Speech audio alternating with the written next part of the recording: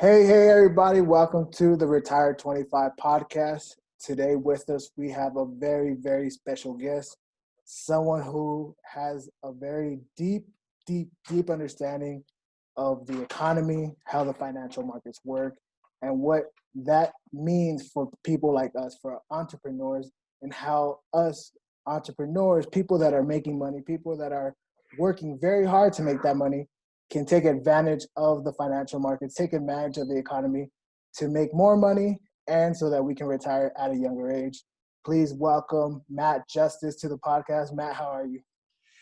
Solomon, I'm doing absolutely fantastic. I'm excited to be here on your podcast, Retired 25, I believe it is. And although I was not retired at 25, I was just graduating from law school back then. But, it's a pleasure to be with you and your listeners here today. And I hope they enjoy the conversation we're going to have. Thank you, Matt. And you know what? You weren't retired at 25, but I'm sure you've helped a lot of people retire at 25. And that's the key, right? Pass down that knowledge. It is the key. It is the key. I mean, one thing about, and I'm sure we're going to get into it, but one thing about being an entrepreneur, it's not about yourself necessarily. I mean, there's things that come along with that. Don't get me wrong, but It's about what you can help other people. And I think, something I was taught from, my mentors growing up as I was learning how to be an entrepreneur is that when you build a company, when you build a product, when you build a service, whatever you're building, it can't be designed with the intention of, okay, this is going to make me X amount of money, or this is about me. It's about identifying a problem in society and fixing that problem. And when it comes to, teaching other people how to do it the same way, I think that's just what mentors and people that came before us have done for, centuries upon centuries upon centuries since the dawn of mankind. I mean, knowledge is the thing that we pass down. And so I think as an entrepreneur that cares about society, that cares about, bringing people up, the rising tide theory, right? The tide comes up, you bring everybody up.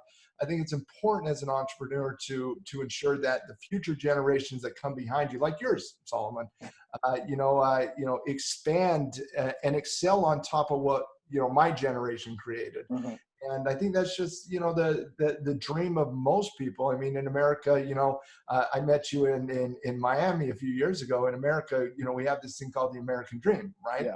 And the American dream is kind of self-defined to a certain extent. But the way I define it is every generation surpasses the economic value of the previous generation, which means we all live better, fuller, happier lives. And we don't worry about our kids. It's not necessarily, that bowler point we see, the 2-car garage, white picket fence, 2.5 kids, those types of things. That's just what people put it as, but it really is defined economically.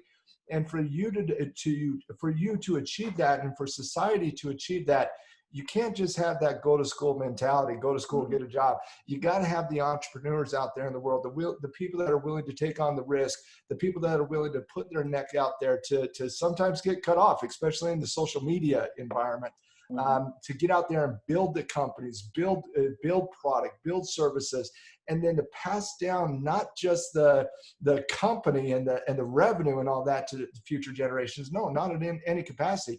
Pass down that knowledge so that future generations can build upon that, and we can expand our horizons. We can expand technologically, and it's just absolutely a beautiful thing when you're in the mud and you're just starving it can be frustrating, right? You can get to the point where you're, I've long told the story to people that I no longer keep my golf clubs in my office because I just break shit. I don't want to do that. Keep a rubber ball that you just squeeze it. It's frustrating at times, and you got to work through the mud and crawl through the fire. But once you get past that stage and you start to see success in your own businesses, it really is about two things: expanding your business and how many people can you help along the way. And that's what it truly is to be an entrepreneur. And one thing that saddens me in society today is, with the rise of neo-capitalism and trickle-down economics, that these generations that are coming up, like my kids' generation, Solomon, they have a certain, negative affiliation with the word entrepreneur. It's become a negative term to a certain extent because a lot of people, in my opinion, ignorant, but a lot of people see that and they automatically assume that entrepreneurs are just these, greedy little capitalists that just take everything and don't give anything back. And they associate it with, Wall Street getting their big time $100 million bonuses and corporations working in an unfair tax and economic system. But that's not what small business creation really is about. And that's what being an entrepreneur is. It's about small business creation, building your business, building something that benefits society as a whole, and then bringing up other people to teach them how to do the exact same thing. Yeah. No, you hit it. That's exactly right. Now, that's interesting, though, that you said, people have that negative connotation with entrepreneur. Because I was actually just talking with one of my real estate mentors and friends, and, he said that he's not an entrepreneur, but he's entrepreneurial. That he doesn't feel like he's an entrepreneur because a lot of times an entrepreneur, that word, exactly how you said, it's about just the bottom line. It doesn't matter who's in my way. I need that bottom line. I need my dollars. And I get what your real estate mentor is saying 100%. I understand it because, Solomon, I've traveled the world. I've been to almost every state in the union. I've taught people around the world: Hong Kong, Mumbai, Thailand, Philippines, Malaysia, Singapore, all over the world, right? I understand that negative connotation with the word entrepreneur. I understand it. But if we give in to that ignorance, we're going to have to fight generations just to get it back, right? We have to teach people what being an entrepreneur really is about, right? It's not associated with Wall Street. It's not associated with, what corporations do at the top end of the marketplace. I'll be the first one to admit, I mean, you've heard me on my soapboxes before, railing against Wall Street, railing against monopolies, railing against neo-capitalism. But I won't even say 2007 on here. Don't even say that. That's going to trigger 2020 responses. No, but I take great pride in being an entrepreneur. I take great pride in what I have done from a business perspective. So I understand, the shifting of the language, but I feel like as an entrepreneur, we have a responsibility to teach those individuals who see that entrepreneurialism as a negativity, to teach them what it truly is about, even in America today. Okay, even in America today, the melting pot of everybody pointing to the negativity of capitalism is America today. Yeah. But even in America today, 54% of jobs in America are small business creation. 54% of jobs are people like you and I just sitting down at some point in our life saying, you know what, wouldn't it be great if we had this or did this, or what this problem in society, what if we created something to fix that? So I take great pride in being an entrepreneur, and I also feel there's a responsibility to ensure that the younger generations understand that the problems with capitalism today is not what capitalism was created for. It's not what Adam Smith's vision in Wealth of Nations was back when he wrote The Birth of Capitalism in 1787, which also coincided with the birth of the United States. So we got to get back to who our core principles are as a society, and that is small business creation, teaching generations to build business, to be an entrepreneur, instead of just that traditional model of, and I've seen it over and over and over again around the world, from the time they're born, 3, 4, 5 years old, we're going to send you to kindergarten, then we're going to send you to grade school, then we're going to send you to high school, then we're going to send you to college. Learn how to be a worker bee, right? Learn how to be a worker bee. So it's not shocking to me that this rise of anti-capitalism we've seen around the world, and some of it understandably so, Solomon. I will be the first to rail on the negativities of capitalism, but it's not shocking to also see that as capitalism has created an imbalance in money supply and income inequality and wealth inequality, that's not the original version of capitalism. Capitalism is small business creation, learning how to be an entrepreneur, creating jobs for society, creating products that benefit society, and then teaching people, those younger generations, which is a very difficult thing right now, Solomon, when you are so ingrained in your life that you need to go to school, get a job so that you can have the security of that job. How's that working out now that we're going through a worldwide pandemic? where we're seeing everybody get laid off, right? And we're all quarantined and all that. No, learn the skill set of being an entrepreneur, and you don't have to be tied to the economic cycle. You don't have to be tied to the negativity of the capitalist regimes that we see from a trickle-down economic perspective. We need to teach those younger generations not how to be that analytical A to Z type mentality, but how to problem solve, critical think, building businesses, personal finance. These are some of the basic tenets of financial education that these generations that are coming up just don't have access to because we don't teach it anywhere. If you were talking to someone who's 17, 18, and they're deciding whether to pick up a small job, maybe go MLM, maybe some car dealership, whatever, some kind of small hustle, get a gig, Amazon, right? Or go to a 4-year, how would you talk to that person? What would you tell them? Solomon, that's a great question, because I'm kind of faced with that right now in my own personal life. I have a 22-year-old daughter. I was talking to a good friend of mine just yesterday, and we haven't spoken in about 10 years, and we're catching each other up on our families. And all of a sudden I'm like, oh my goodness, I have a 22-year-old, an 18-year-old, a 17-year-old, and an 11-year-old. They were just this big yesterday. Oh my goodness, life happens fast. I have raised my family, me and my wife, we have raised our kids to be critical thinkers, to think outside the box. That, and sometimes, like, when they get a C in school, I don't freak out. I don't care. It's school. Like, I was a terrible student in school. Like, you're going to find it when you find it. But I've tried to raise my kids to be critical thinkers, to think outside the box. And, as they're getting to that age where they're graduating high school and they're thinking about, okay, do I go to college? Do I not? I just always tell them this. I've never once regretted my traditional education. I never have. I went to undergrad 4 years. I did everything that you were supposed to do. I did all the internships, U.S. Congress, Utah State Legislature, the Women's Shelter Group out of Salt Lake City, Utah. I went to law school. I graduated law school. I spent 7 years of my life and about $130,000 in debt to learn how to be a lawyer. And the one thing that I think at the end of all of that, Salomon, that I learned more than anything is that I didn't want to be a lawyer. And I really wish I would have learned that 7 years previously and saved $130,000, right? But I've never regretted it, because for a few reasons.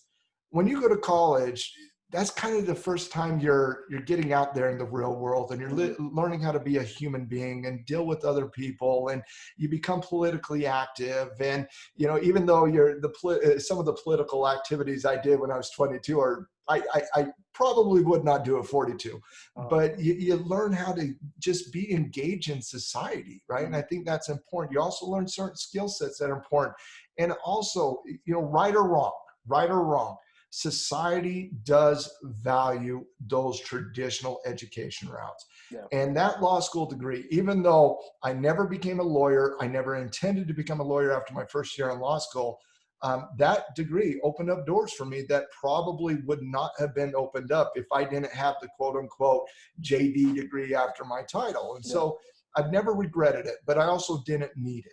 Right. And so the conversation I have with my kids, like I literally was talking to my son about this the other day. I said, Tanya, listen, you can go to school or you can learn how to be an entrepreneur. You can do both. It doesn't matter, but you got to pick something. Yeah. You got to pick something. You got to constantly move forward, right? You got to constantly move forward. And so whether he does or doesn't really doesn't matter to me. What matters to me, and when I said to him, Solomon, I said, Tanya, I spent 7 years of my life in college, 7 years, which I'm an analytical person, Salomon. So I said to him, that represents about 10% of my life. About 10% of my life, I purely learned how to work for other people, right? And even though in my heart of hearts, I was born and raised as an entrepreneur, that's what I learned how to do, is A to Z, analytical step-by-step approaches to problem solving. And so I said, you can do that, right? But sometimes, even though I don't regret going to school and I don't regret the 7 years I spent there, and I cherish some of those friendships and those relationships I built in that environment, I sometimes wonder, and this is what I was telling my son, I sometimes wonder that if at 19, 20 years old, I would have just fully embraced who I was in my heart. And who I was in my heart was an entrepreneur. I wanted to be a business owner. And if I fully would have spent that exact same 7 years and that exact same $130,000, would I have been better off?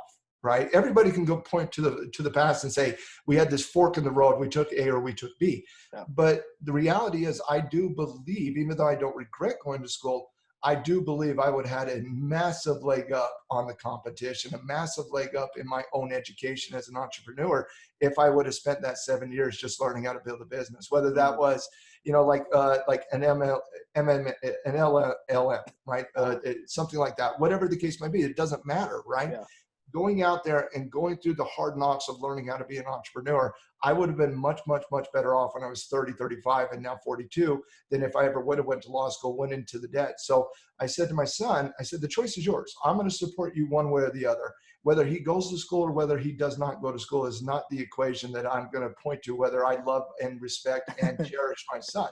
Yeah. But I do hope that he just picks something and moves towards that. Yeah. Now, very similar to my own journey, Salomon, I think he eventually becomes an entrepreneur and does all that, and whatever type of small business environment he chooses to be in, I don't know, but I do believe he's going to do that because, I was talking to my brother about this, who's my partner in many of my businesses. You know Tim very well. Yeah. But I was talking to him just yesterday about this, and basically he's like, Matt, even though you went to school for that 7 years and did all that jazz, you were an entrepreneur from the time you were born, for the time we were born. And I said to him, I said, yeah, but I'm not unique in that, right? I'm not.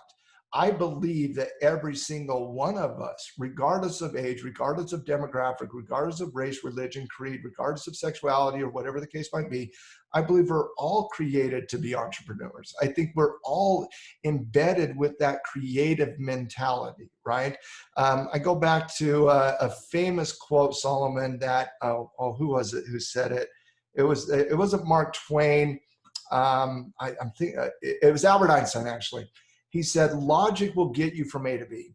And when he says logic will get you from A to B, I really take that as that analytical step-by-step approach that traditional education takes you to be that worker, have the security of a salary or an income. Security's in the, eye of the beholder, but that's what I think he was meaning there. But imagination will take you everywhere. We are so creative, Salomon. We have so much imagination. I mean, I was watching my 11-year-old just do things that she just does, and I'm thinking, just so much imagination. But yet we get into those school systems and we strip that imagination from individuals and we teach them to simply be workers. It's a systematic problem in that. But we are born as creators and we are socialized to be workers. So I don't think I'm unique at all. I think I'm the exact same way that you are and that everybody else is. We're born to be creators. We are trained how to be workers, but in our heart of hearts, we are entrepreneurs, and we got to figure that out, because when you go that traditional route, you do lose some of that creativity. You don't have the creativity to come and go as you choose, or to create whatever product line you want, or spend how much money you want on marketing, or whatever the case might be. You are told when to show up at your job. You're told when to take a break at your job. You're told when to go home at your job. In your entire life, you're told what to do and when to do that. But as an entrepreneur, you have none of that structure. You have the responsibility to show up and do your damn job. But that is who we were born as, and I don't care who you are from wherever you are. No, I agree with that 100%. Because if you look at a little kid, you throw them any kind of problem, they'll figure out the most creative way to fix it.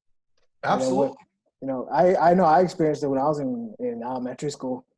I don't think there was a summer that went by where they didn't send me a packet. I'm probably like this thick of how to fix my writing, how to fix my hand, like my penmanship. And every time I never did it. To this day, I suck at writing. Like, if you see my scribbles. Well, then you have something in common with my 11-year-old, because she's in that pattern right now. She's not doing it, right? Yeah.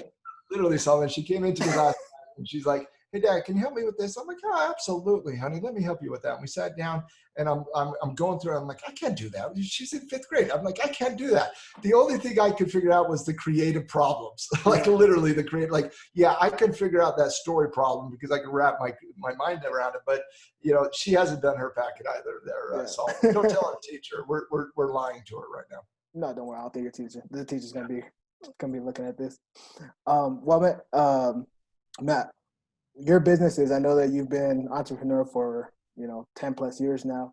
What are your businesses right now? What is it that you're focused in right now? You know, when I got done with law school, I had the fortunate opportunity to sit in a class and learn how to trade. And you know, I think a lot of people in the world, especially over the last couple months, as we've seen a lot of people, kind of be quarantined, stay at home. There's been tremendous interest in investing and trading as people now have time on their hands. But when I was 27 years old, I graduated when I was 25. But when I was 27 years old, I had the fortunate opportunity to meet a few individuals who were investors, traders. And even though I was not raised in that environment, Salomon, I mean, I was raised in coal mining country, blue collar, the entire town. I was born and raised in a town of 2,000 people, and the entire town either worked for the power plant, the coal mine, or serviced the power plant or the coal mine.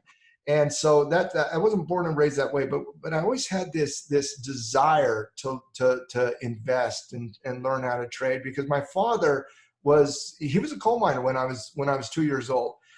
His father died from black lung that he got in the coal mine. And when my father's father died, he quit the mine and he started a construction company. He first started a wood cutting company, then some other company, then another company, then another company. They all failed. They all went bankrupt. But the one I grew up in was a construction real estate company. And I grew up doing, not knowing it at the time, I grew up doing wholesales and rehab projects and spec homes. And, so my father, I remember my father on that job site, because these are my memories of when I was a kid. It was either sports or conversations I would have on the job site with my father.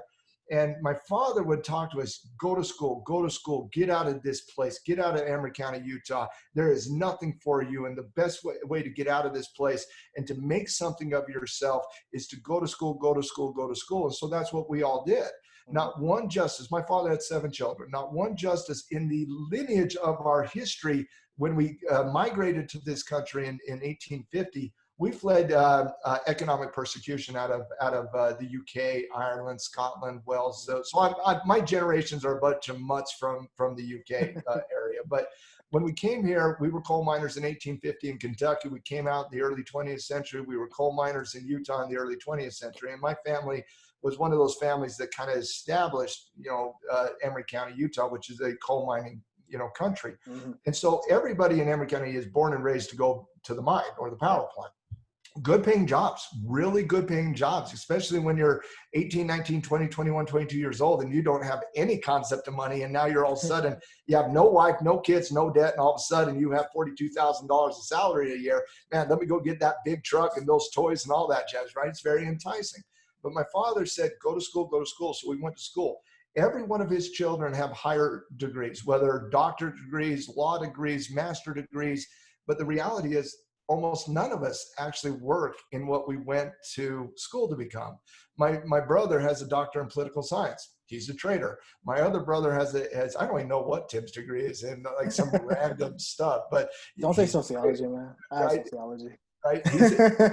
Exactly. But what my father really taught us, and one thing, I don't even think he understands the gravity of the decision he made in 1979 when he quit the mine. What my father really taught us how to do is be an entrepreneur, because those are what we did. Even though in his words, go to school, we showed up on that job site every single day, building houses, rehabbing homes, being an entrepreneur, and watching my father struggle in his life financially as he was starting out his life and not giving up.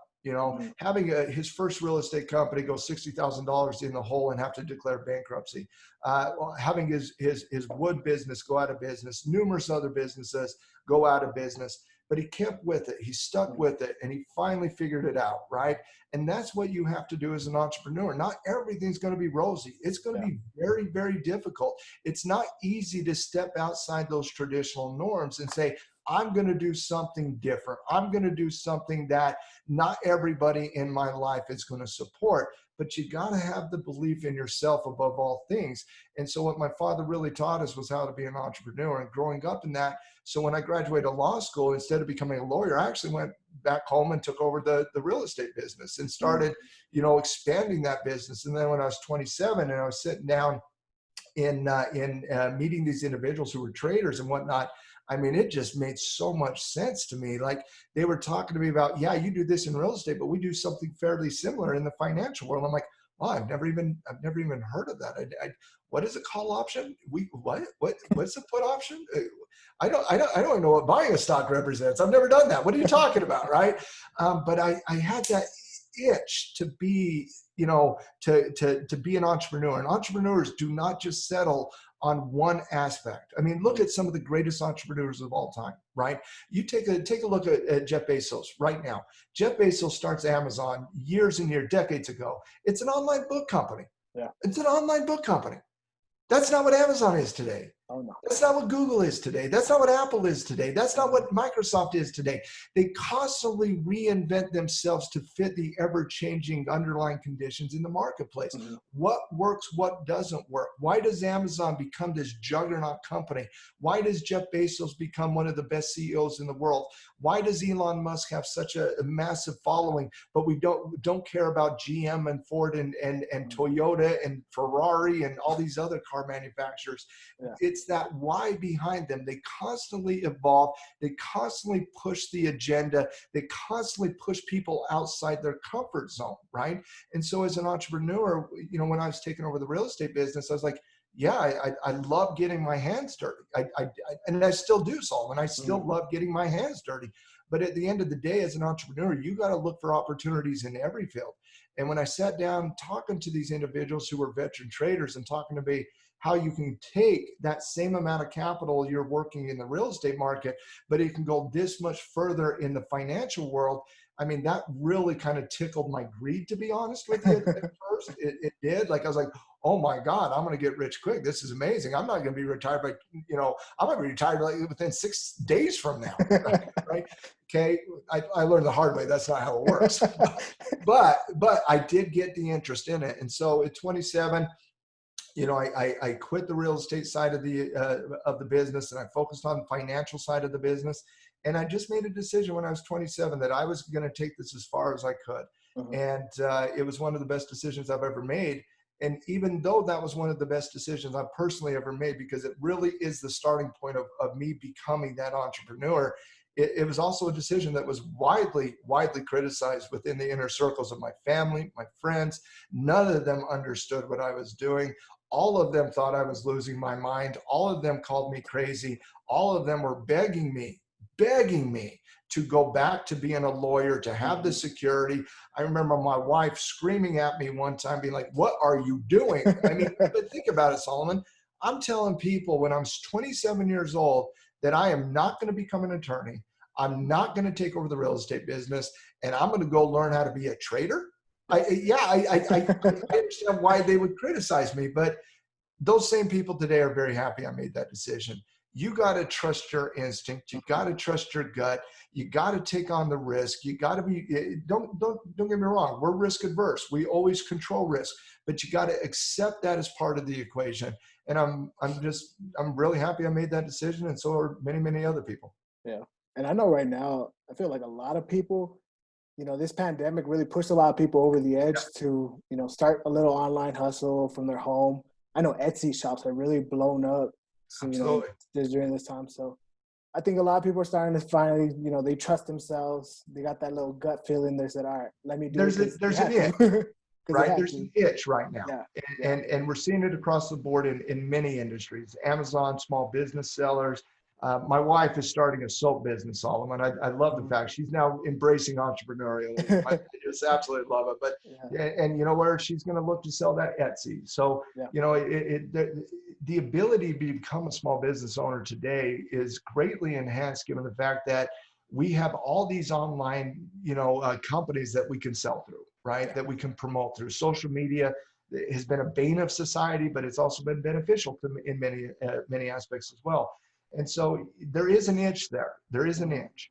But does that last is the question. And does that itch and people scratching that itch, do they have the internal fortitude to withstand anything negative that's going to come at them? Because they're creating, Solomon, a small business in an environment that is the worst economic environment we've seen in the last 100 years, right?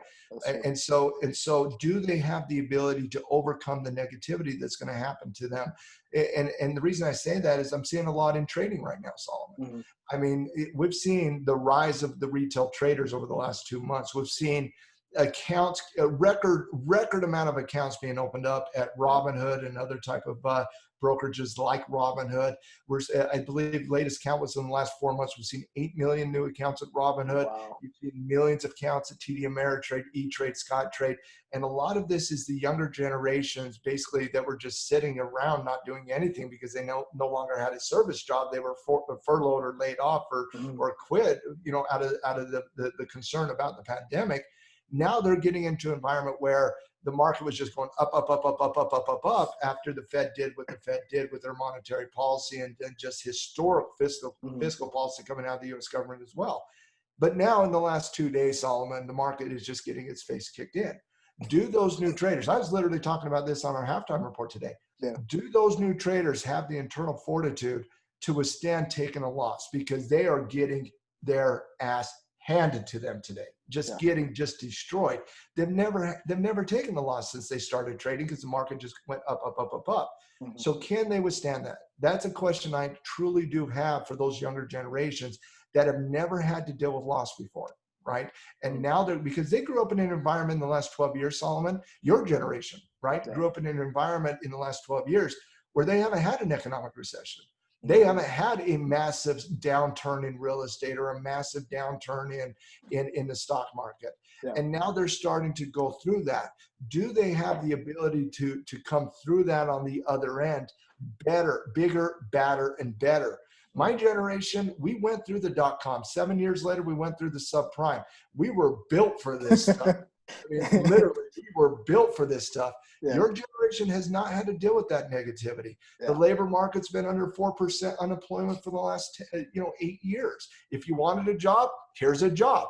Yeah. That's what it was. If you wanted to make money in the stock market, everything goes up. If you wanted to make money in real estate, well, everything goes up. Nothing ever goes down. Now you're going through an environment where that is not the case. So does your generation, and I'm hopeful that they do. I have concerns, but I'm hopeful they take this as a lesson and learn. Because as we come through this volatility, Solomon, whether it's the labor market getting demolished over the last 3 months, whether it's GDP in America contracting 6.8% in 2020, or the rest of the world economically burning down right now. But I do believe that we are going to have one of the greatest opportunities, as investors in real estate, small business creation, or as investors in the stock market, in a generational transfership of wealth coming out of this environment. And if you can withstand the volatility of this moment in time, okay, we always have a tendency to look at the moments we're going through right now as historically just unprecedented. Nobody's ever had to deal with this, but let me be the bearer of bad news. Yes, other generations have. We've had to go through this, right? There's always going to be downturns in the economy. It's called the market cycle for a reason. But if these younger generations who are finding the thirst because quite frankly, they're probably pissed off. Solomon, it's not my generation that's getting laid off right now. Yeah, that's not my generation. It is the baby boomer generation, which are high earnings, or it is your generation, which are cheap labor, right? Yeah. Service-based jobs, the gig economy to a certain extent. Do they have the internal fortitude and the stomach to withstand this moment in time? Because if you can get through this moment in time, because not everybody's going to, Solomon, but if you can get through this moment in time, it's that generation that's going to excel in the next 10 years. And I see that as a very, very, very good thing for the people that focus on, learning from mistakes, learning from what's going on from a geopolitical situation, economic perspective, political perspective, and then focusing on where we want to be 10 years from now. One of the biggest mistakes for new traders, new real estate investors, or small business owners is they always put the short term in front of the long term. They want short-term gratification because that's what they get in a job. They show up at the job, they get paid. Short-term gratification. As an entrepreneur, that's not how it works. You got to bust your ass. I've heard you say this word like 4 or 5 times, hustle. I love that word. You have to have hustle, right? The same capacity entrepreneurs get a bad name, get bad rap. Hustle has a bad, no, you got to have hustle out there. You got to bust your ass. You got to be creative out there. You got to withstand some of the negativity that's coming at us, because coming out of this environment, you're going to have a generational transfership of wealth where the people who do not overcome this short-term negativity, they're going to bitch and moan for the next 10 years about how the rich got richer and the poor got poorer. And you know what? They're right. The rich are going to get richer. The poor are going to get poorer. But why? Why? It's not just economic system that is completely created against them. It's that entrepreneurs take on action. They take on risk where consumers are not willing to do that. And by taking on the risk, by overcoming those challenges, they have a pot of gold at the end of the day. So in my opinion, we're going to have a great opportunity. And I hope, and I'm going to do whatever I can to help those generations realize what is going on right now so that they can focus on 10 years from now. Because you know what? When I first started trading, I had lots of ups and downs, Solomon. Lots of ups and downs. For years, I had lots of ups and downs. And you're going to have ups and downs in trading. There's no doubt about that, the same way in every market. But I always stuck with it. I always stuck with it because I'm willing to take on risk, but I'm only willing to take on calculated risk. No, I mean, you're sharing so much knowledge with it right now, and I'm so grateful for it, Matt. But you talked about retail traders, and that's actually something I really want to talk to you about. Yeah. As a financial coach, financial mentor, someone whose business is based around teaching financial education, how to trade, how to what money really is, what the economy is. How do you feel about Robinhood and those retail traders? As somebody, my kids always tell me, I'm triggered. I'm triggered right now. Robinhood's a trigger word for me right now. I have mixed feelings about it, to be perfectly honest. As an educator, I love the fact that younger generations are getting interested in the financial world. Robinhood is not the way I would personally go about that. I do not consider Robinhood a legitimate broker. But I do love the fact that younger generations are getting extremely interested in investing, right? So I love it. But I also think they're making a big time mistake, okay? There is a herd mentality at Robinhood right now where basically these traders at Robinhood, what are they buying, Solomon? They're buying penny stocks with no fundamental value, no intrinsic value. They're buying bankrupt companies like Chesapeake Energy, like Hertz. These are Chapter 11 bankrupt companies that are literally most likely going to go to zero, Solomon. Yeah. They're buying high-flying growth stocks with terrible valuation. And that herd mentality can create something extremely damaging for them long-term. Because when that herd mentality comes in, they make lots of money. They do in the short term. They'll turn 5,000 into 15,000. They'll think it's that easy. Yeah. But then days like today happened and they're left holding the bag and they don't know what to do with it because they're over leveraged, over margined, and they just got rocked, right? It took them 3 weeks to make money. It took them 1 day to give it back, right? That's a learning moment for these individuals. I'm afraid that they won't learn that, right? So I like I said, I have mixed emotions because most people who are going to Robinhood are not traders. They're people that just want to go run with the herd, right? They're not assessing risk. They're not assessing position size. They're not assessing valuation. They're literally calling Warren Buffett an idiot. Like literally the greatest investor of all time. They're saying, idiot, you're an idiot. You don't know what you're talking about. Why are you dumping airlines? Airlines are up 80% in the last week. Yeah, there's a difference between trading and investing, Warren Buffett, looking at the economic situation, looking at the fundamental situation, says, for the very reason why I bought the stock is not the very reason I should hold the stock. He got out, right? Robinhood traders criticize that. Why would you get out? Just buy, buy, buy. Nothing ever goes down. Buy more, buy more. The only reason you're not rich is you're not hitting the buy button fast enough, right? I mean, that's the entire mentality. If that generation would, instead of, they're putting the cart before the horse here, Solomon. Mm-hmm. Instead of focusing on, taking action, right, without knowledge, they should put knowledge in front of application. They should put knowledge in front of application, because they're going to pay their tuition to the market, and they're going to pay it far more than what it would take to learn how to do this, mm-hmm. right? And so what I just believe in is, I believe you have to put education before application. And that generation right now is just not doing it. Solomon, I know you do it. I know you try to get, the people around you to do it, and your sister does it. And you guys are doing it right? You guys, but I'm talking from a generational perspective. So if you're in that generation, I'm not specifically talking about you. Stop being a narcissist, right? I'm talking about it as a generational situation. And people, they're going to learn from that. They're going to learn from that one way or the other. They're going to learn from that. I hope what they learn is that, you know what? You probably shouldn't over leverage yourself. You probably shouldn't be buying penny stocks. You probably shouldn't try to front run money when you only have a $2,000 account.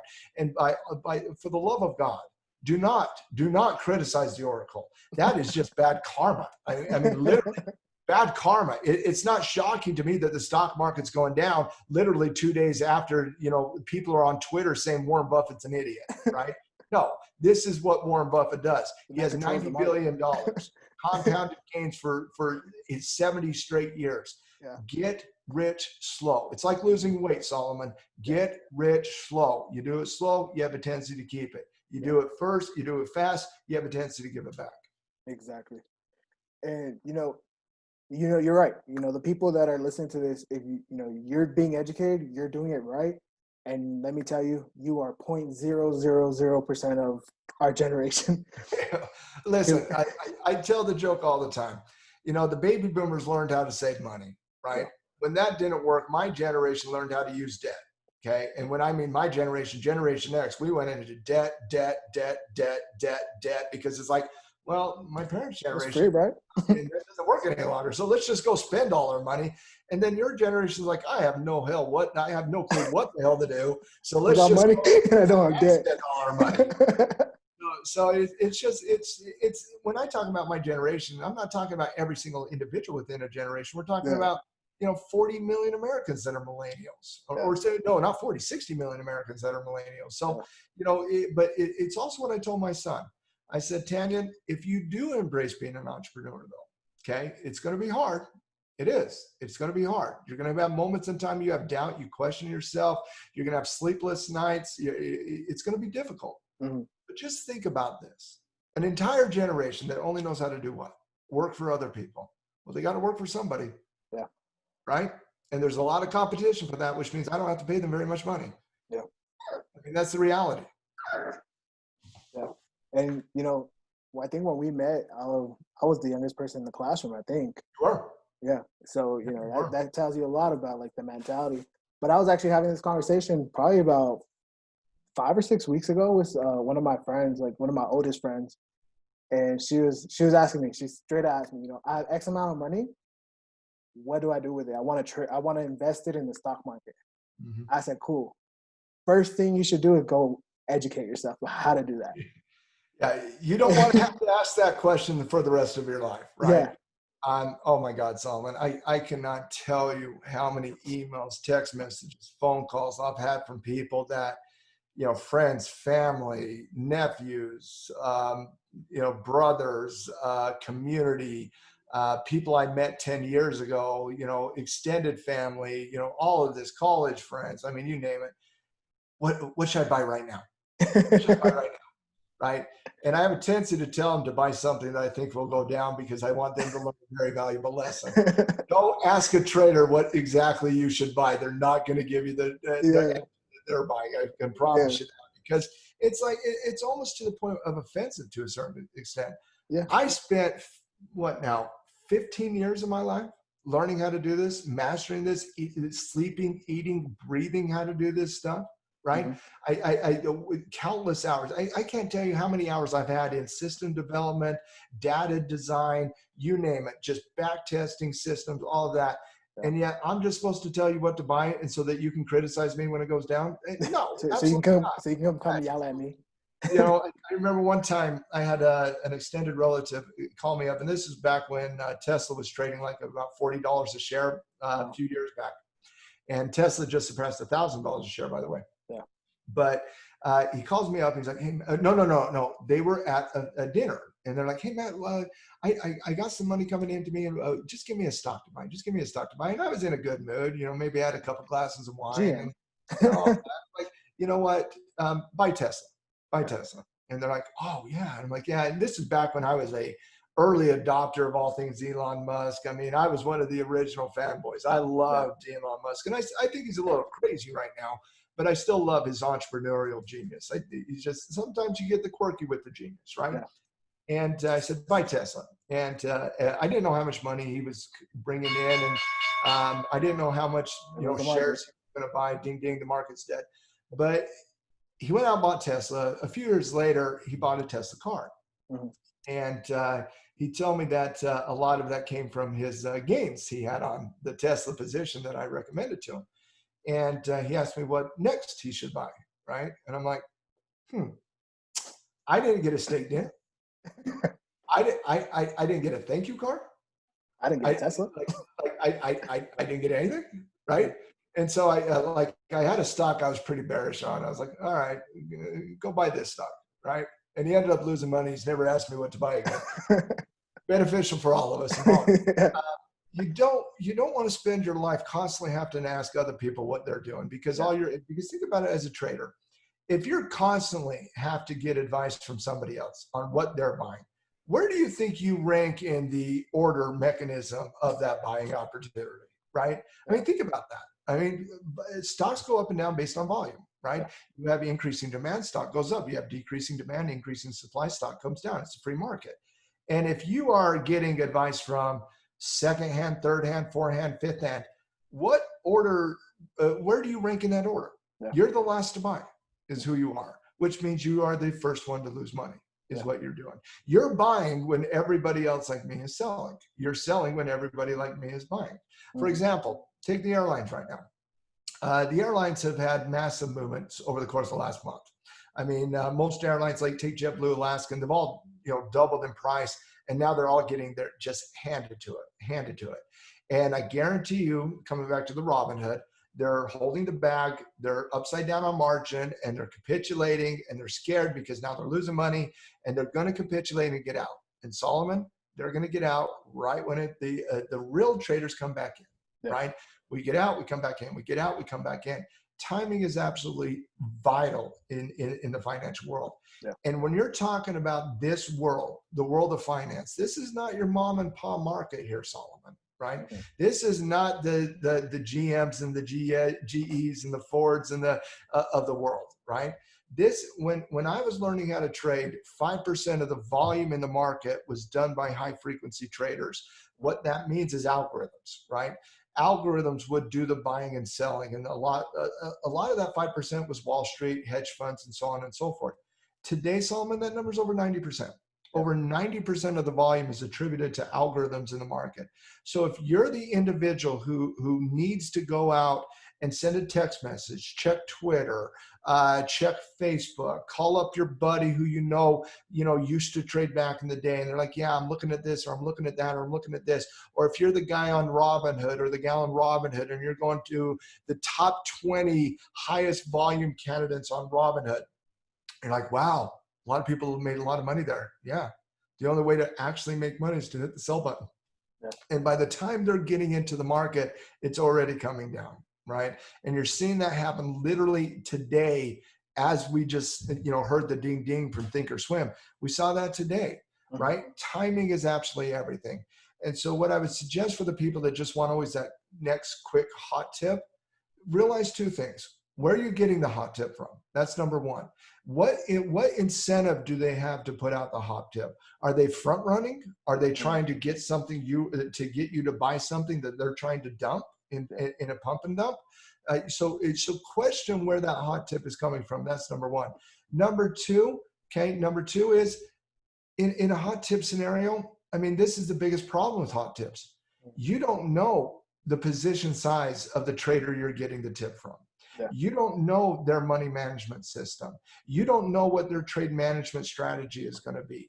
You don't know where their stop loss is going to be and how aggressively or conservatively they're going to adjust that stop loss. And quite frankly, the two biggest things, you don't know how that fits within their portfolio, right? They might be adding to a position in an industry that they don't have access to, that they're looking at their portfolio and they're saying, well, I have enough tech companies, I have enough industrial companies, I'm seeing energy get a little hot, maybe I need to go get some energy, right? Mm-hmm. You don't understand how that fits within their portfolio. And most importantly, Solomon, the number one thing you don't know is you don't know when they're going to sell. Mm-hmm. That's the number one. And so it's what I always suggest to people that just want hot tip after hot tip is, first of all, you want to get to the point from an educational perspective where you don't need hot tips, where you just analyze. That's number one. Number two is, if you're ever going to get hot tips, I get hot tips, Solomon, you get hot tips, we all get hot tips. But if you're going to get tips, do your own research. Make sure that fits your personal risk profile, because I'm willing to bet you and I have different risk profiles. Because I know for a fact, when I was 30 years old, I had a vastly different risk profile than I do at 42. Right. I was very, very aggressive when I was your age, very, very aggressive. Mm-hmm. And you're much younger than when I started trading, but when I was 27, 28, 29, 30 years old, man, I was aggressive. And I got kicked in the teeth because of it a few times. But the thing that you learn longer term as a trader who doesn't want to be a trader for the next 2 weeks, but wants to be a trader for the rest of their lives, what you learn is small gains over time compounded has a tendency to create wealth. Yeah. You should focus on that, not the short-term gratification. Yeah. And, it's so important, that education, because, don't be stingy with the education. No. You have to put the money in, you have to put the time in. But I feel like nobody wants that. Everyone just wants exactly that hot tip. They want to make their 300% and retire tomorrow. Yeah, it doesn't work that way. It does not work that way. Solomon, but when you look, I'm a data-driven analyst, right? Yeah. Data means everything to me. When you look at the people who have zero education, right? Great intention, but they have zero education. They just want to go out and get the next hot tip. But even when you look at the data, okay, and I have an online digital media company that teaches people how to trade and tackle trading, right? Yeah. I've seen this data in Udemy. I've seen it in LinkedIn. And I push everybody there. Yeah, none of them take the time to do it. Well, it's not only that, but even if they get that itch to be like, you know what, I want to go watch this video or this video series for whatever topic. I'm not just talking trading and real estate. I'm talking any topic. Yeah. If you wanted to go learn how to cook a meal, for example, right? Mm-hmm. Or fix this in your house, the percentage of people that start a video versus the percentage that end a video, it is like 98% that don't finish it. Yeah. Like they have all the good intentions, right? So even the people that have the good intentions, they don't have to follow through. Yeah. They immediately go back to, oh, this is boring. Just tell me what to trade again. Just tell me what to invest in. Just show me that property I need to buy and I'm going to go buy that property, whatever it is. No, that is why the rich are rich. Okay. Mm-hmm. It's not necessarily because it's such an unfair system. Okay. Again, I'll be the first to point out the flaws within the economic system called neo-capitalism. But it's not just an unfair system. It's the fact that the entrepreneurs, they're going to put their butt in that seat. They're going to put the work in. They're not going to give up simply because of short-term negativity or short-term volatility. And because of that, at the end of the day, they have more money, more wealth that they can pass down to generations than other people. Yeah. No, that's true. You have to be willing to sit down and be calm. It's just most people don't want to do that. They just don't. No, like Solomon, like I asked you earlier today, I'm like, how long do you want this interview to go? And you're like, yeah, it doesn't matter. We'll just go till the conversation's over, right? Yeah. And that's like a long form interview. Okay. Yeah. And that's what I do on my podcast as well. I do long form interviews because I love getting into detail. I love getting into the depth. I don't need just 5 minutes, right? I have an attention span that lasts longer than that. Yeah. I love Joe Rogan's podcast because he has these 2, 3, 4 hours in-depth conversations, right? Just absolute conversations where you can really get into the psychology behind the concepts. But I was reading a statistic that if you put a video that is longer than 45 seconds on, Twitter, like people lose their attention span. Yeah. It's like, come on, guys, there's a reason you have no money, right? Like you don't always have to chase the squirrel down the hole. Okay. I mean, TikTok is the #1 app for a reason. Oh, I can't stand TikTok. That's another trigger word. I had to ban my daughter from TikTok just the other day. She too many dances in and of itself. she's doing too many dances or what? Oh, way too many just random. I'm like, you don't want that on a public channel, honey. Like, I only got 15 followers. I'm like, that's not how social media works. I'm a conservative individual that's very protective over his kids. I have 4, 3 of them are daughters. And quite frankly, I know how I was when I was younger. I got to protect my daughters against humanity. Yeah. Humanity meaning men. I got to protect them against men. Yeah, that's true. But no, man, but it's true. TikTok's #1 because it's 15, 30 second, 60-second videos, and that's about the extent of our attention span for most people. And quite frankly, Solomon, if I just want to get a quick chuckle, yeah, I'm good with that. But if I'm trying to learn how to invest in the markets, I probably need a little bit more in-depth analysis than that. But you know what's interesting? Some of the best channels on TikTok are some that talk about financial markets. They talk about what's not going on today. No, I'm not trying to sell it to you. I'm just saying. Not breaking me, my friend. I'm on TikTok, so I see what's on there. The things I follow, and it's some of those, and I'm like, wow, someone's gonna look at this and they're gonna say, after 2 or 3 of these videos, they're gonna be like, I'm an economic genius. I know what's happening in the Fed today. I know inflation. I drive myself on social media sometimes when, I've spent a lot of time studying the Fed, monetary policy, fiscal policy, economic analysis. I mean, you name it. I'm one of those rare people that actually enjoy reading economic books. And I'm talking, On Capital by Karl Marx, and The Wealth of Nations, and Economic Principles by John Maynard Keynes, and Milton Friedman, and all of this jazz. I geek out on some of this stuff.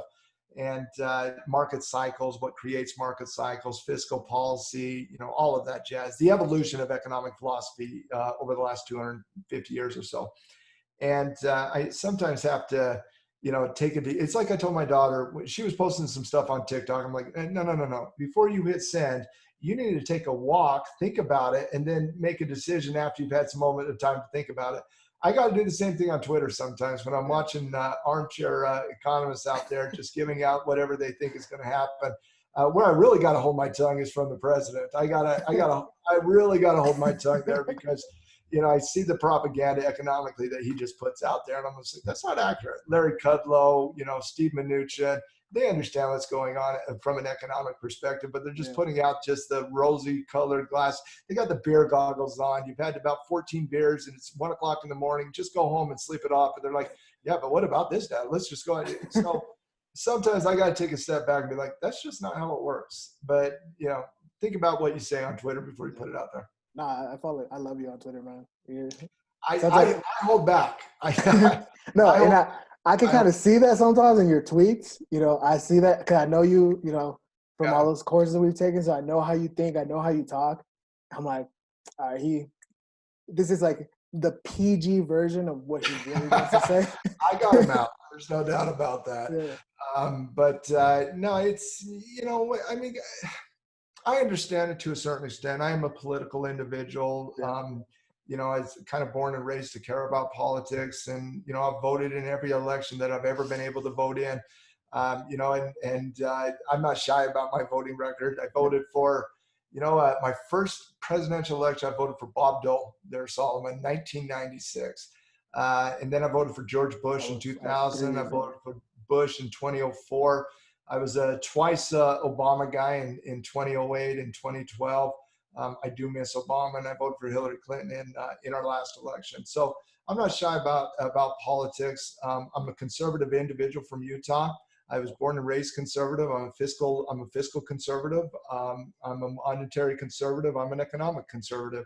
I have a lot of very liberal social views, right? Yeah. But at the end of the day, as a business owner in a digital media company, they don't come to you to hear your opinion on politics. Yeah. That's not why they come to you. They're going to have their beliefs. I'm going to have my beliefs. And I hope at the end of the day, we can all have an honest conversation about the things we agree on and the things we disagree on. And I think that would be beneficial for humanity. But right now, we're living in an environment where I don't think there's ever been a time where there was more animosity from a political perspective, from the left to the right, from the Democrat to the Republican. So you got to try to be understanding of everybody's political viewpoint. You got to be respectful of everybody's political viewpoint. And I've tried to pride myself on listening to those individuals and hearing where they come from. Even if I do disagree, I can still learn in those environments why they have their beliefs the way they do, why they think the way they do, why they think this policy or that policy. And, I've had a tendency to try to be open-minded politically, economically. But if you go out there on social media and you just be like the radical left or the radical right, then what are you trying to accomplish there besides just stir hatred, right? We need less hatred in our lives. We need more love in our lives. We need more compassion in our lives. We need more respect for one another in our lives. And it's unfortunate, but politics brings out the worst in social media. It truly does. It truly does. Just the absolute bane of society. The trolls come out, no doubt about that. So I try at Tackle Trading, I try to be apolitical to the most extent. Trading Justice, our podcast, we're a little bit more political on that one. But it's I have my views, you have your views, and as long as we continually talk to one another, try to understand one another, try to respect where one another comes from, our society is going to get better. Yeah. And talking about politics, can you explain the Fed? Because, one thing I've really learned a lot, and, I know saying, can you explain? How long do you want? Yeah. It's like, can you explain particle physics in 10 minutes? Yeah.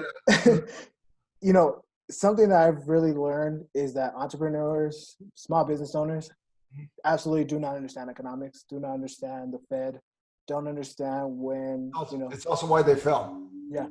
And when they come out and say, we just printed out $2 trillion, here's the market, they don't understand what that really means for them. They just say, okay, cool, I can open up tomorrow. So can you kind of elaborate on that? I'll give you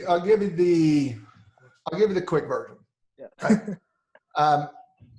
I don't know if there is a quick version, so I don't know if I can do that. But no, like I said, we got however long you need. The central bank of the United States was created in 1913. Yeah. It is not the first central bank around the world. Central banks have been around. The central bank was really a European central banking model, really kind of the Medici out of Florence, Italy, back 600 years ago. Thomas Jefferson, who in my opinion was one of the greatest Americans of all time, also made the greatest trade of all time, bought the Louisiana Purchase for $10 million from France. I mean, talk about land value there, $10 million. Wow. Good job, TJ. Yeah. But Thomas Jefferson, who was the diplomat to France at the time, studied European financial systems, banking systems, and he made the claim many, many years ago, obviously, that one of the biggest risks to a free society is the banking system. Mm-hmm. And he was specifically talking about central banks and the European central banking model. We originally did not do a central bank. What a central bank does is they control the money flow within an economic system. And so historically, you can either have a central bank, which is not government owned, not government regulated.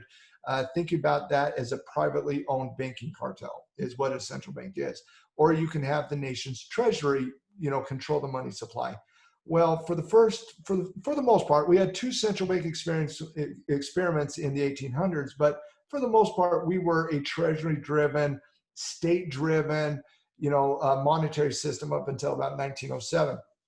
In 1907, we had a currency crisis where basically we saw the death of currencies across the board and massive economic upheaval. I mean, when you go through a death of a currency, it is the worst economic situation possible, right? Because that's what every asset class is valued in. That's what savings are valued in.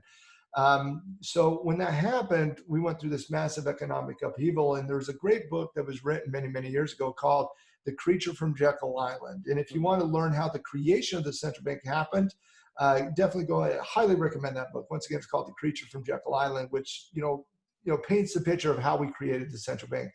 But in a nutshell, we created the central bank in 1913. Now, the central bank was created with 5 families who came together to form the centralized banking system. Now, these families, you know full well, your listeners know full well, maybe not who they are, but you've heard the names: the Carnegies, the JP Morgans, the Rothschilds, the Rockefellers, and whatnot. And they came together on an island off the coast of Georgia called Jekyll Island, and that's where the name of the book comes from. Well, the central bank was created to control what is known as monetary policy. So you have 2 types of policies that are very important to understand. The first one is monetary policy, and that is the policy, and I'll lay that out here in a second about the central bank. The second one is fiscal policy, and that's the government and what the government's spending their money on, and so on and so forth. So think about Congress setting the government's budget, the president approving it. Monetary policy is established through the central bank. Throwing it out the window. Let's not talk about that right now, because there is no budget in the market right now. But so in 1913, we create the central bank. Now, the central bank has a mandate, and they have to live by this mandate, okay? And understanding this mandate creates what is known as the market cycle, which is very, very important for all businesses alike, because this is the number one reason why markets and economics grow and why markets stagnate and come down. And it's also referred to as the business cycle, market cycle. They're basically referred to as the same thing. Mm-hmm. The mandate is number one: create an economic and monetary environment where small businesses are encouraged to borrow money to build their business, hire people, and thus maximize the labor department, right? Maximize the labor. If people want a job, here's a job, right? So that's mandate number one. Now, to create that mandate and to maximize that mandate, the central bank will lower interest rates to encourage those small businesses to borrow the money. Because most business in America and around the world is not done on cold hard cash, it's done on debt-driven scenarios, right? You have to go into debt to build your business, so on and so forth. And so when it comes to debt, you have 2 types of debts. You have good debt, you have bad debt. Now, there's some very important differences in that, and it goes back to paying down the debt. I am willing to borrow at 3% interest rates because I know I can show a return above 3% interest rates, which means it's a positive debt transaction. Yeah. But if the interest rate is 10%, that's much higher. That's much more difficult for me to show a return off borrowing at 10%. So what the Fed does to encourage people like myself and yourself and many of your listeners, I'm certain, is to encourage them to borrow money to build their business. Well, to do that, they lower the interest rate down. As they lower the interest rate down, all of us borrow more money. The increase in the money supply goes up. And what happens is it creates the rise of inflation. And so inflation is a direct valuation regarding the amount of money supply you have in an economic system versus the amount of goods and services you have in the economic system. Mm-hmm. And so as everybody, and inflation is not just cold hard cash, it's debt as well. So as everybody is borrowing more money, thus creating more opportunities, thus creating more cash in the society, that cost is passed down onto those consumers through increases in asset values. Just think about real estate for a second. Yep. It's easier, 10 years ago, it was much easier to buy real estate property than it is today, right? Well, why is that the case? We have lower interest rates today than we did 10 years ago, right? Well, what's the difference? The difference is we've had 150% price appreciation in that environment, right?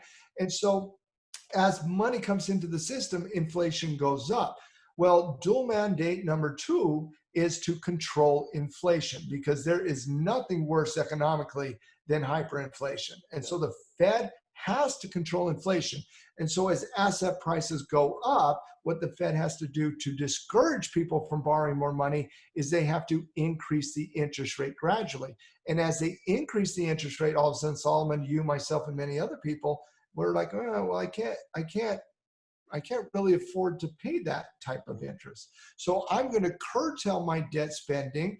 I'm going to focus on what I currently have. And when interest rates start coming down again, i.e. we'll start coming in and borrowing again. That's what creates this market cycle. It's really interest rate driven. Number one, when you look at just the last 20, 25 years, Solomon, really since the dawn of the central bank, when you look at it just over the last couple market cycles, why did .com top out? Why did subprime top out? Well, the reason those two markets topped out is because we went from a 2% interest rate in 1998 to a 6.5% interest rate in 2000. That's what topped out the market. Now, when we're talking about the Fed and borrowing money, we don't borrow at 2%. We don't borrow at 6.5%. We borrow from local banks. So at 2% interest at the central bank, you might have 6% for you borrowing. If it's 6% at the central bank, you might be borrowing at 12%. Well, we'll borrow at 5%. We'll borrow at 4%. You'll go get a car at 5% interest. We'll go buy a home at 3.5% interest. We're not buying a car at 12% interest. Yeah. We're just not. We're certainly not buying a 30-year mortgage at 8, right? We're just not doing that.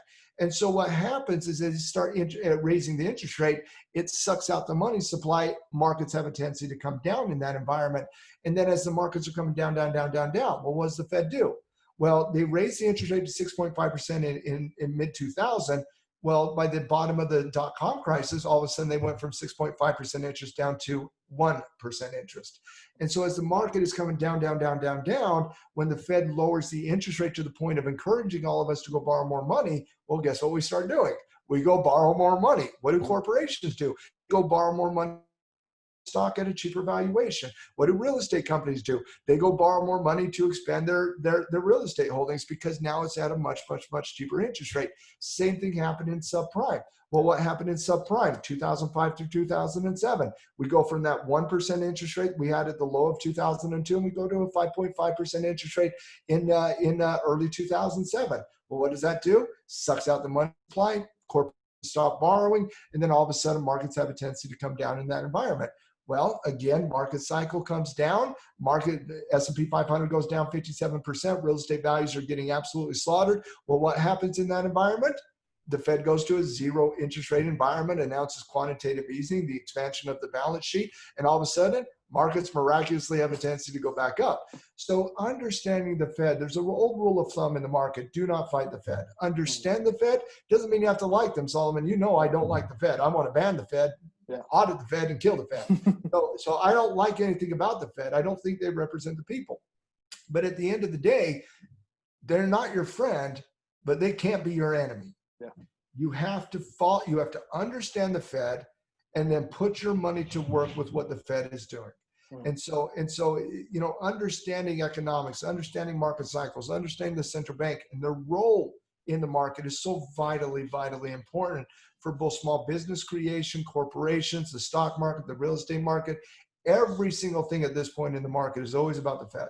Yeah. And why did the market recover, Solomon? It wasn't because there was 8 million new accounts at Robinhood.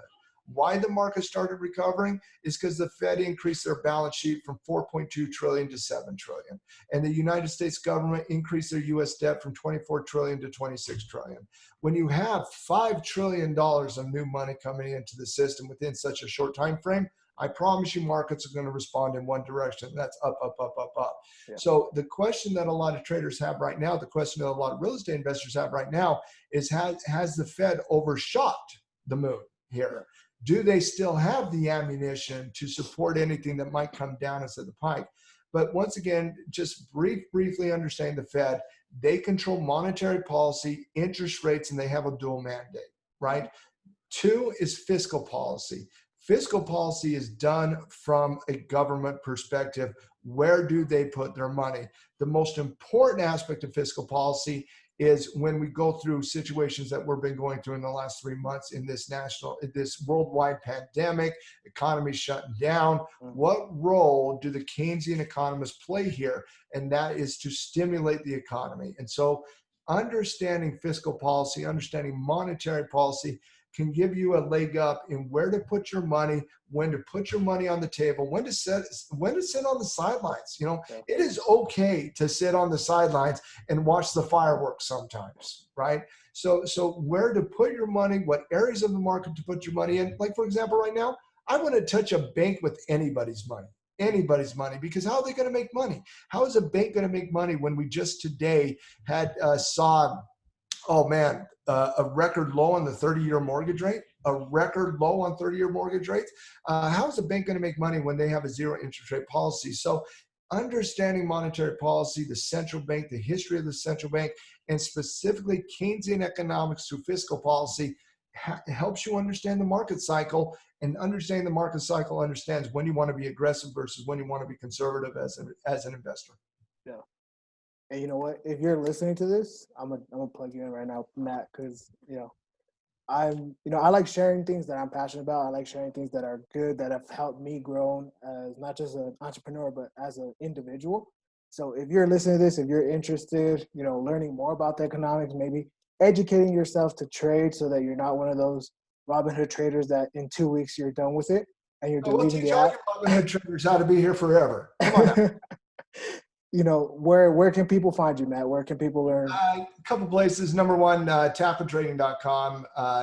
We are a digital media education company specifically focused on the financial markets, stocks, options, currencies, commodities, a little bit in the crypto space, but more so from a traditional asset classes. And there are 4 of them, in my opinion: stock, options, currencies, and commodities. And I would fit crypto.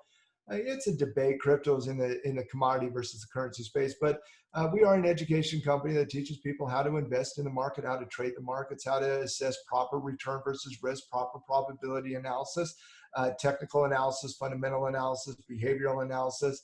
We have webinars we do every single day, multiple times throughout the day. So definitely in tackle trading, we created for the masses, Solomon. I've heard a lot of education companies in my time in this industry say, "Oh yeah, we're here for the masses," but then they want you to spend $30,000 to $40,000. And I'm like, that's not the masses. The masses can't afford that for the most part. We created tackle trading for the masses. If you want to see what we're all about, you can get a 15-day free trial by emailing team@tackletrading.com, or you can go get that right there on the Tackle Trading website, and we'll take care of you over there. We also have for those of you who are new to the market, we have our YouTube channel that we do a lot of free webinars, free videos on to introduce people to the market, help navigate the market. So definitely subscribe to the Tackle Trading YouTube channel. And then obviously we're on a podcast here, and we have our podcast called the Trading Justice Podcast as well that you can check out there as well. And if you want to follow me on Twitter and try to understand some of the angst in my tweets like Solomon does, you can hit me up at MattJustice13. And I constantly get asked this question, Solomon: why the 1-3? It's after the greatest quarterback in the NFL history, Dan Marino. Boom. I thought, what's his name was the best quarterback. There is no other greatest quarterback. So that's blasphemy. No, what's that from the Buccaneers? That Jameis Winston? How he just came out yesterday saying that he was Jameis Winston. He's one of the best quarterbacks. You're out of here. You lost. Listen, you were talking about hustle. You were getting some street cred on that. And now we're talking Jameis Winston. Come on. You didn't hear him? You didn't hear him a couple of days ago? He came out saying that he considered himself one of the top 10 quarterbacks of all time. Oh, Jameis, you're so cute. You're just so cute. You don't have a job right now, dude. Honestly, though, Dan Marino was a childhood hero of mine. I grew up when his rookie year, but I would say Tom Brady. Tom Brady's probably the greatest quarterback of all time. Are you still a Dolphins fan? Oh, I will be a Dolphins. Listen, I might quit on the Dolphins like when I get mad, but it's kind of like my marriage. She's tried to divorce me like 48,000 times since she married me 20 years ago. I can't quit on the Dolphins. I just can't do it. I can't be the guy that quits on his team. I just can't do it. I'm never going to quit on Tackle. I'm never going to quit on the Miami Dolphins, because the moment I quit on the Dolphins, you know what's going to happen, Solomon? They're going to win the Super Bowl, and then I won't be able to celebrate because I'm going to just be filled with shame. How do you feel about the new quarterback? Tua? Yeah, Tua. Oh. I am a pig in shit here. I am so happy. I think Tua is the savior of the Miami Dolphins. Ask anybody that's known me. I'm a big NFL fan, big Miami Dolphin fan. I've been wanting to take for 3 years, ever since his freshman year when he took over the national championship game.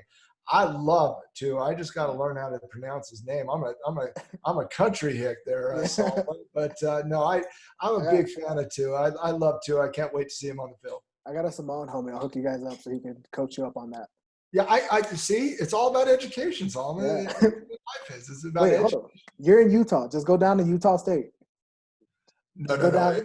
Utah State's football team. Demographic. I'll go to Utah State, BYU. I mean, or BYU. My bad. BYU. Go down to BYU. It's awesome. Utah, they recruit in all over. The Samoa, Hawaii. Yeah. I mean, half their team is that. I mean, those boys can play. I mean, they look all like you. Like big, tough, mean, don't mess with you. Automatically street cred. It's amazing. I have, playing football, you get Samoan homies, you get Tongan homies. And I just want to clarify something. I am the size of a 13-year-old Samoan. Don't. There is some truth to that. I'm just saying, you're a big tough guy, though. I mean, you're not 6'8", 300 pounds, going to go, eat a little child for lunch. I'm not saying. No. One of my best friends from high school, he's big old Samoan dude. Yeah. And I met his brother. His brother was like probably 15 at the time, and I was just like, why? Like, I was like 20. He was 15. I'm just looking up at him. I'm like, why? Listen. Like literally, that's all it is. I remember when I was 18, I was a football guy, and I made the All-State team. And a quick real story on this topic. We went down to Australia to play in a Utah All-Star versus other states that went down there and so on and so forth.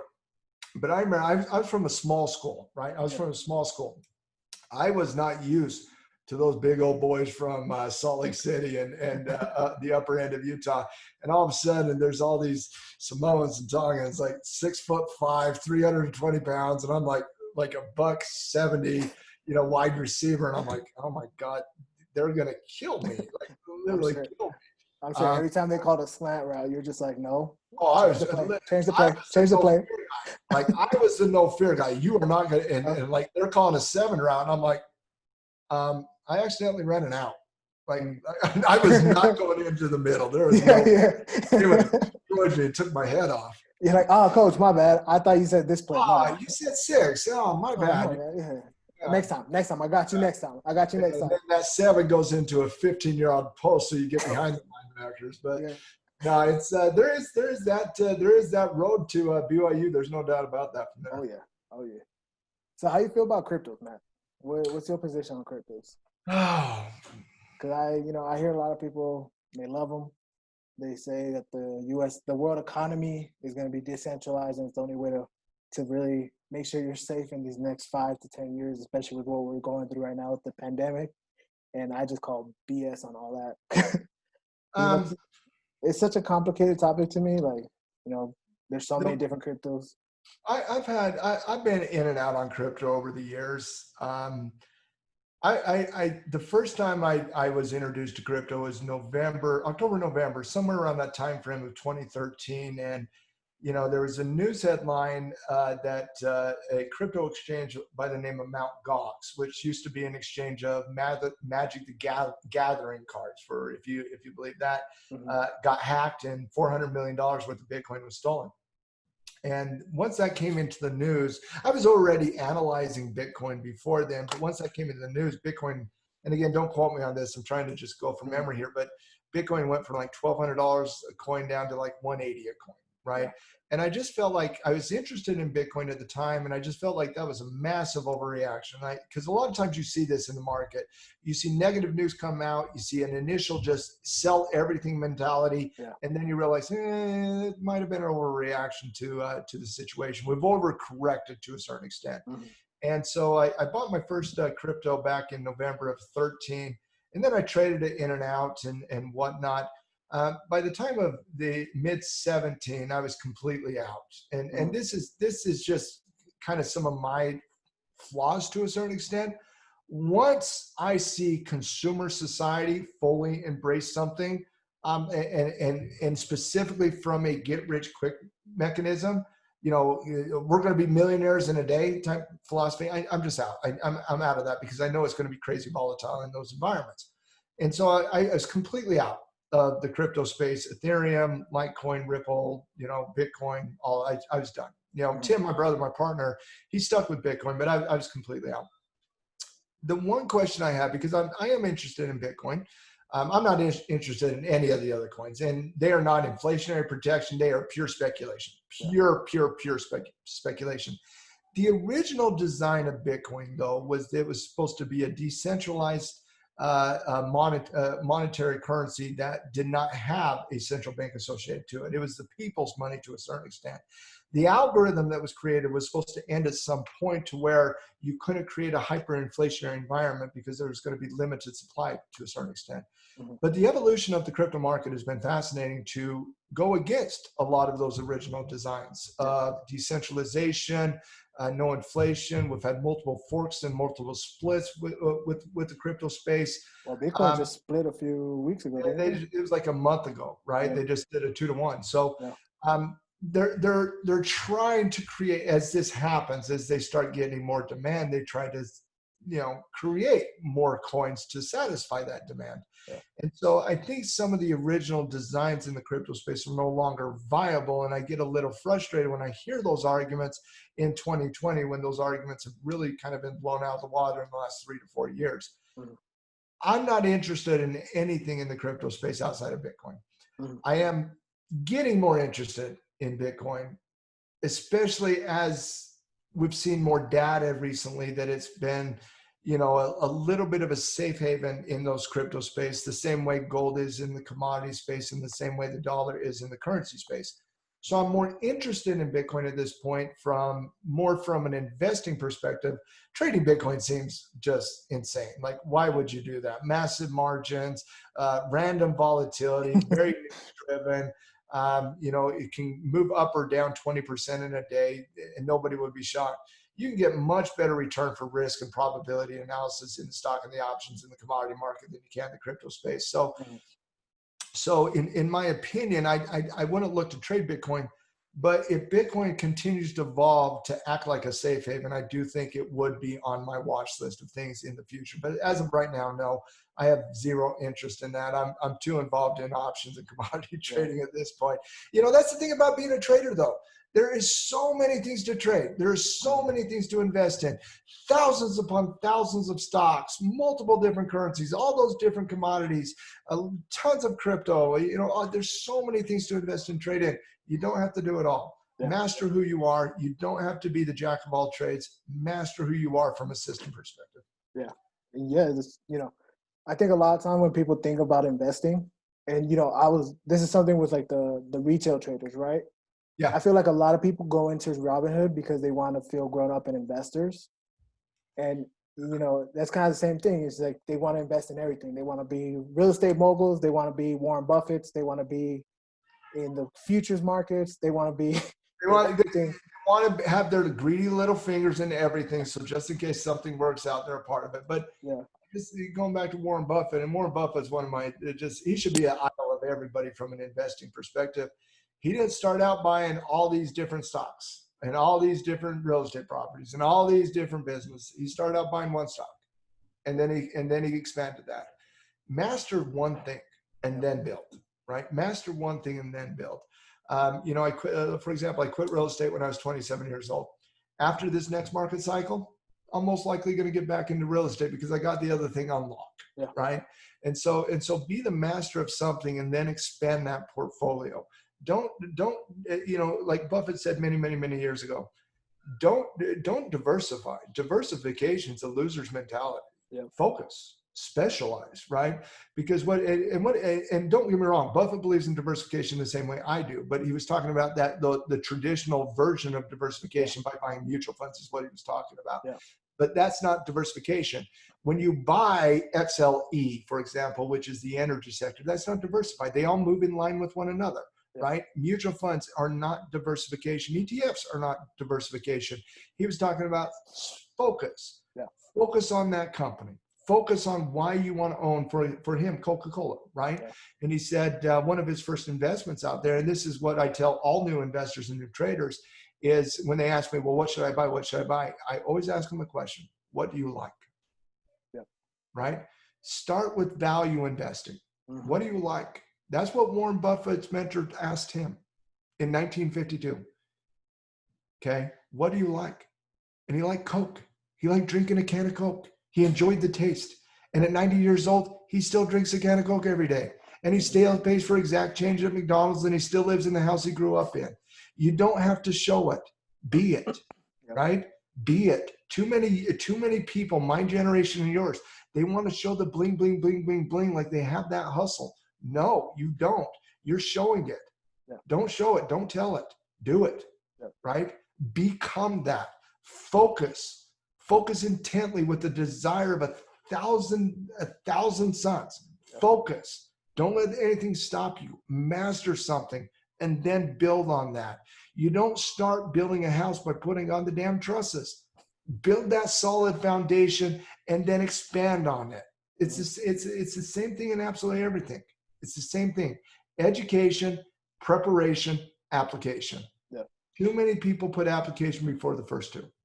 Yeah, that's exactly, I tell my team the exact same thing, because I'm a network marketing entrepreneur. That's where we started off. That's where we made our capital to be able to invest, because at the end of the day, I see network marketing as an amazing opportunity to create capital, to go invest and do things that you want to do, right? Yeah. So, I tell my team the same thing. I say, focus on this, give this 4-5 years of intense focus, and then you can go do whatever you want. Well, speaking of network marketing, I'm not a network marketer guy, but I am a supporter of it, right? Because I choose my area. I think network marketing is an absolute wonderful way for individuals to get into small business and that mindset of an entrepreneur, right? Yeah. But why is it that we see, 5% of network marketers make it? Why, and why do you see the same statistics in business? Why do you see the same statistics in trading? Why do you see the same statistics in real estate?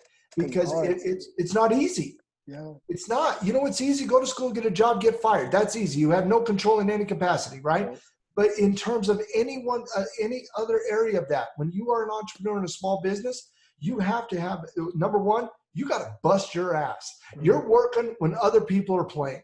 Right? You're sitting down, mapping out data when other people are at the bar, right? You're putting aside that to bust your ass to become that entrepreneur. You work hard, and when you have volatility, when you have negativity, you don't stop because you have that hustle.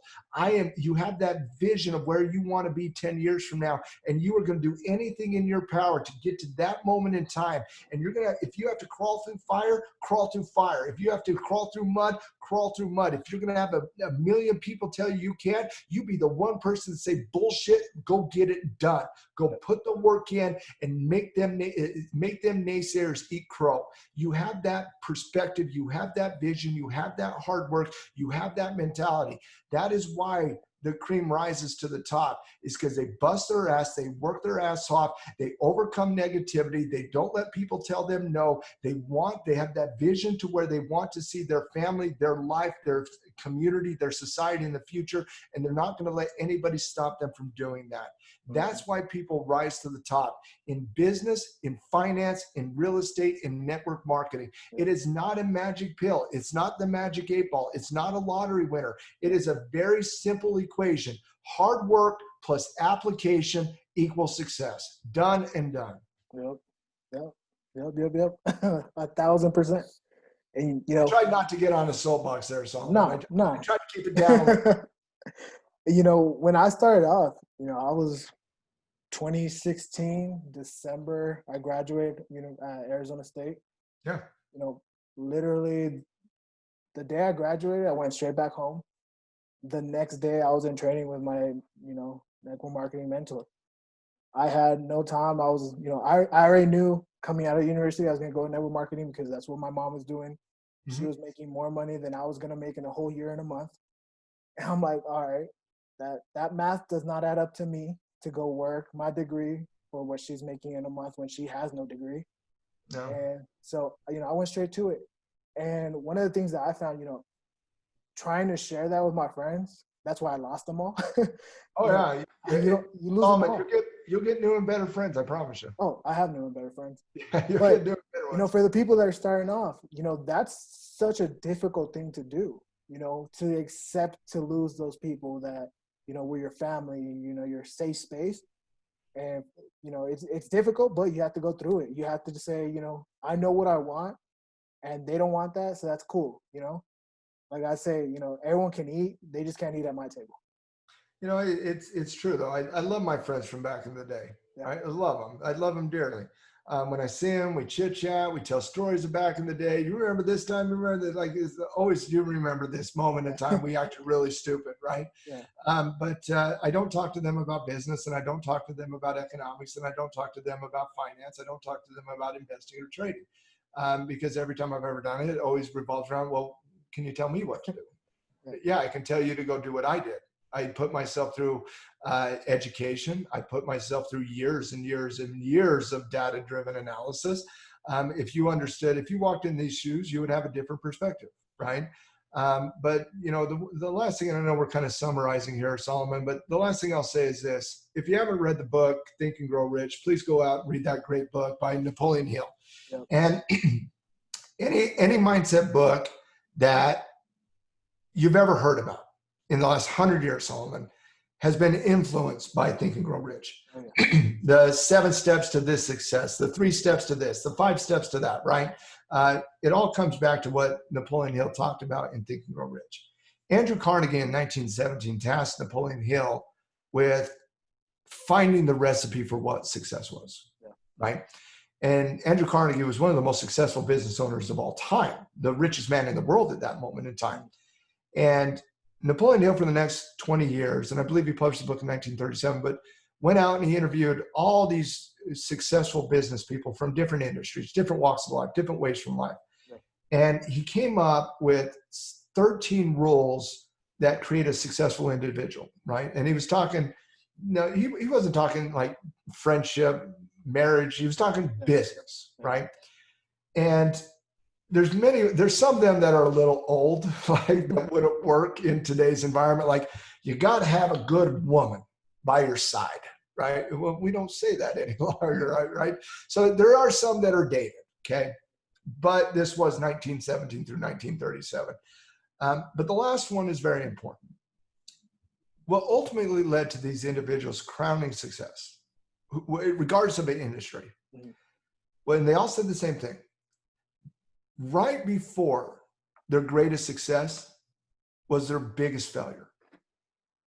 Failure and learning from failure led to success.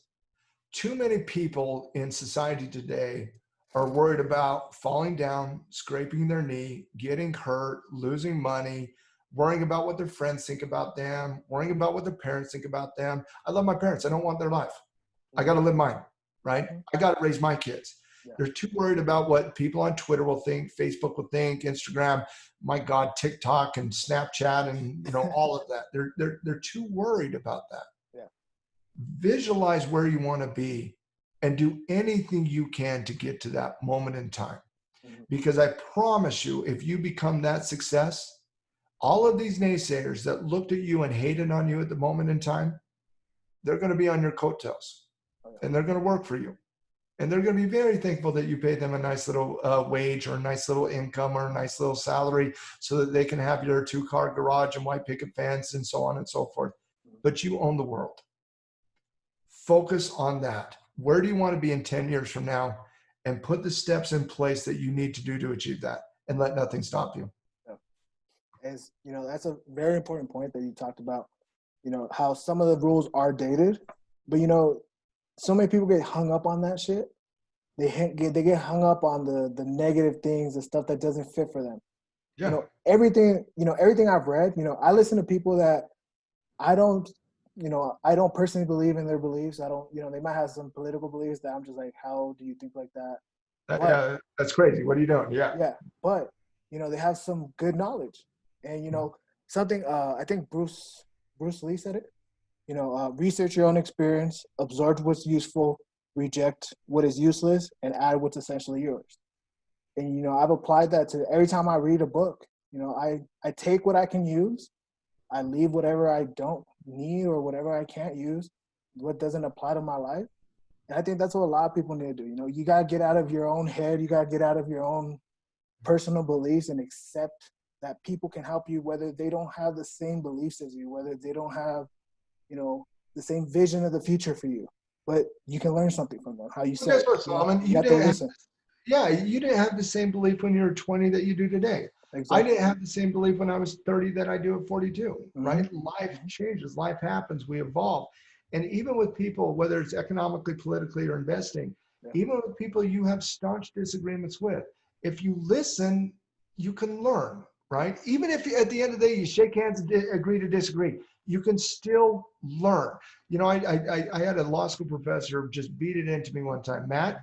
You like, I was always I was the litigator. I was the guy that gave up and gave impassioned speeches. Like, I was Tom Cruise in a Few Good Men type scenario, right? You can't handle the truth. I was that guy. I was the litigator, right? And I remember a law school professor saying, Matt, you got all the arguments. You're passionate up there, but you don't understand your opponent's argument. How are you going to win? You got to understand people. You got to understand where they come from, what drives them, why they believe the way they do. You know, it could be politically, it could be economically, it could be they got fired from the job, or they saw their dad get fired, laid off from you know, this union job. There's something that has impacted them, and if we do more listening and more understanding, we can get better as a society. But you know, I see so many people making excuses today. I see so many people saying, well, the system's rigged against us. You know what? Every system has been rigged against Main Street America and Main Street Italy and Main Street Rome and Main Street. The systems have been rigged since the birth of mankind. Yes, those in power rig the system. So you can bitch, moan, and go cry to mom, but nobody gives a shit. Nobody do something about it. The system's rigged. That's what do you think entrepreneurs do? Entrepreneurs stand up in the face of that and say, yes, the system's rigged. Let's go fix it, right? Let's not go cry it in our spilled milk. Let's go do something about it. So let's go out and do it, right? As a collective, as a society, let's go understand more. Let's listen more, but let's also go do more now too. Yep, exactly. All right, man, as we start wrapping up, for people that are starting off, people that have businesses, you know, it's been a very rough 3 months for a lot of people. What's something that you could instill in us, a little wisdom from your experience? It's always the worst when you're going through it. It always is. You know, I remember 2008 and the subprime meltdown. It was a nasty, nasty time. I mean, it wasn't like we're going through right now. It was more economically driven than it was, you know, I mean, we're going through a pandemic, right? Yeah. But it always feels like it's the worst moment in time. It always does. And, you know, it's sometimes in those moments of strife and negativity and panic and chaos and, you know, and quite frankly, uncertainty. Yep. And I don't remember a time we were going through more uncertainty than we're going through right now. Not .com, not subprime, nothing. There's never been a time we've had more uncertainty. But it's in these moments in times that greatness is made. That greatness is made, that wealth is made. It's the people that take action in these moments in time and come out behind it, in front of it, that they have that success long term. And so the one thing I would suggest is, honestly, be conservative in this environment. Be conservative. It's okay to sit back a little bit from an investor and say, let me get a lay of the land a little bit. But don't give up and don't give in the face of what we're going through. Because I do believe this, Solomon, and I said this on our Tackle Trading Halftime Report today. Coming out of this, I think we're going to have a generational shift in wealth, right? I do believe the rich will get richer. Yeah. Okay? I do believe the poor will get poorer. And as a famous man once said, I've been rich and I've been poor and I prefer being rich. Yeah. So come out of this. Don't get so caught up in this one particular moment in time. The FOMO, the fear of missing out, right? The fear of missing out. Don't get caught up in this one moment in time that you lose perspective on who you want to be long term. Yeah. always put the future in front of the now. Always prepare for it, plan for it, map out those uncertainties, keep moving forward, but always think about where you want to be at 2030 and not where you currently are at 2020. Build the roadmap, execute that plan. That's number one. Number two, none of us know where the economy is going to be in 6 months from now. Yeah. These projections are completely all over the board, completely all over the board. But as an entrepreneur, it doesn't matter. Yeah. It doesn't matter. There's going to be businesses that thrive in this environment. And you know what, Solomon, one of the saddest things I'm seeing right now economically is just the absolute death of small businesses out there in America. Just the absolute death of them. I mean, you're going to see a record number of small businesses just get absolutely butchered. But you know what? There's going to be needing more entrepreneurs like you and I to come in and replace that. Whenever a company creates a void, an entrepreneur fills that void. Yeah. See this as a moment of opportunity. See this as a moment of learning, right? Mm-hmm. Because, you know, when I was going through the subprime market, I was so excited to make a ton of money on that downward spiral of the market. I was a new trader, didn't have a lot of money, didn't have a lot of experience. But you know what? Time has a tendency to pass. And now I'm very, very prepared for this next cycle, right? So don't put the cart before the horse, focus on the future, and don't let anything stop you from achieving what you need to achieve. Well, thank you so much, Matt. And please, if you're listening, go follow Matt on Twitter, on Instagram, tackletrading.com, MattJustice13 on Twitter. And if you're really interested about learning, you know, about the financial markets, if you want to be a more successful investor, please check out his site, tackletrading.com. You will become a more educated entrepreneur. And thank you again, Matt, for sharing your knowledge with us. I hope to have you on the show again soon. And this has been another episode of Retired 25. I'm your host, Salomon Roybal. Follow us on YouTube, Instagram, and we'll see you in the next show. See you. It was an absolute pleasure. Thank you so much for having me. I thoroughly enjoyed the conversation. I hope your listeners get something out of this. And I would be more than happy to come on again to discuss anything you'd like. Like I said, I like talking about this stuff. Yeah, we'll talk about 2007 next time. Done.